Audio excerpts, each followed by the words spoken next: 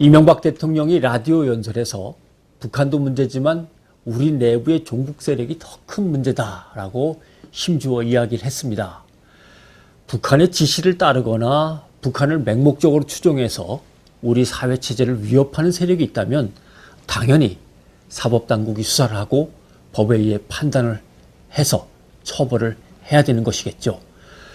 그런데 대통령이 어디부터 어디까지 어떤 근거에 의해서 얼마나 위험한 건지 명확하게 규명도 없이 위험하다 대국민연설에서 직접 이야기하는 것은 아마 정치적인 책략이 숨어 있을 것입니다. 어떤 정치적인 꼼수가 숨어 있을까? 첫째는 소위 말하는 대선 전국의 프레임 전환입니다. 지난번 대선에서 여권은 경제 살리기를 들고 나와 승리를 거뒀습니다. 이번에도 경제 살리기를 들고 나오면 어떻게 되겠습니까?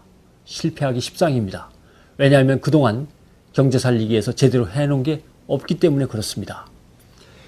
양자 대결 국면에서 이렇게 프레임을 전환하는 것은 아주 효과적입니다. 쉬운 예로 토끼와 거북이가 죽을 힘을 다해서 경주를 하면 어느 쪽이 이길까요? 토끼? 아닙니다. 땅에서 달리면 그렇지만 바다로 옮겨서 하면 거북이가 아마 미친 존재감을 뽐낼 것입니다. 이것이 바로 프레임의 전환이라고 하는 것이죠. 두 번째는 분할 공략이라고 하는 겁니다. 분할 공략. 양떼가 뭉쳐 있으면 늑대라도 함부로 접근하기가 어렵습니다. 양떼가 흩어지면 늑대는 손쉽게 사냥을 할 수 있는 것이죠. 만약에 유권자를 민생경제, 경제 살리기 이것만 가지고 편가르기를 한다면 아마 여유가 있는 기득권층, 힘겨운 민중 이렇게 둘로 갈라지는데 20대 80, 30대 70 이렇게 될 겁니다. 30대 70만 된다 하더라도 보수 집권 세력으로서는 선거에서 이기기 어렵습니다. 그러니까 결국 색깔론, 종북 세력, 국가 안보 문제 이런 거를 들고 나오는 것이죠. 그렇게 되면 경제 살리기 실패에 실망했던 사람들, 반값 등록금의 허구성 때문에 실망했던 부모 세대와 자식 세대, 한편이었던 사람들이 그래도 종북 세력은 안 되지, 국가 안보는 튼튼히 해야지 이러면서 조각조각 나뉘게 되는 것입니다. 이런 분할 공략 전략이라고 하는 것은 미국 사회에서는 흔히 쓰이던 전략입니다.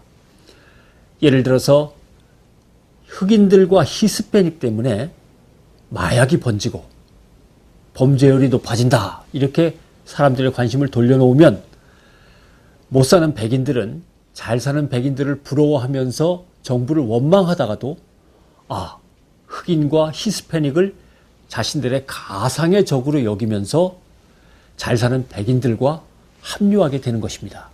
이것이 프레임 전환과 분할 공략의 효과입니다.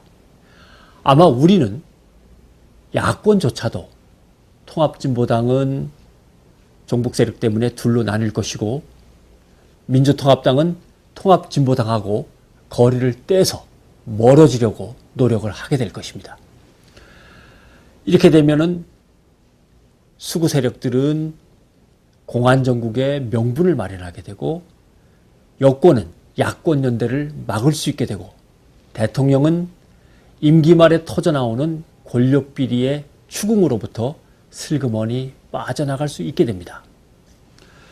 국민들은 무엇을 해야 될까? 국민들은 바로 보고 알아차리기만 하면 됩니다. 그리고 그걸 함께 나누고 전파하면 되는 것입니다. 그 다음에는 각자의 판단에 맡기는 거죠. 우리가 무엇을 모르면 그것이 우리를 마음대로 휘두르지만 우리가 그것을 제대로 알면 우리가 그것을 마음대로 조정할 수 있는 것입니다. 제1야당 민주당이 새 대표를 뽑고 있습니다. 모두 8명의 후보가 치열한 경쟁을 펼치고 있습니다. 마침 중간 판세가 예상을 크게 벗어나고 있어 흥행에도 어느 정도 성과를 거둔 듯합니다. 민주당 새 대표의 제1덕목으로 모든 후보들이 대선 경쟁력을 꼽습니다. 대선 후보를 만드는 과정에서 공감과 감동을 이끌어내는 것이 새 대표의 책무입니다.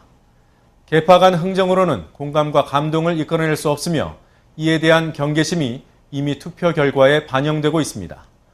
또 한 가지, 국민이 고통받을 때 어디서 무얼 했는지 알 수 없는 이들이 느닷없이 나타나 새치혀로 떡고물을 챙기는 약삭 발음도 싹을 잘라야 합니다. 민주당 당대표 후보들에게 묻습니다. 당신들은 지난 4년 어디서 무얼 했습니까? 뉴스타파 마치겠습니다.